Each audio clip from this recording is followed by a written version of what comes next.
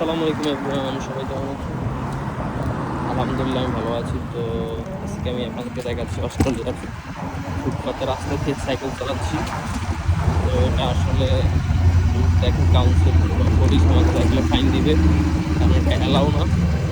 আর কি করার, আসলে এখানে তো রাস্তার অনেক স্পিড, সাইকেলের স্পিড কম, যার কারণে আমরা ফুটপাত ইউজ করে থাকি।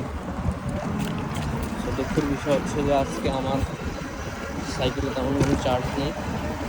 তো আমার এখন কাজের প্লেসে গিয়ে আগে আমার ব্যাটারি চেঞ্জ করতে হবে। কী করার, আসলে যা হয় আর কি।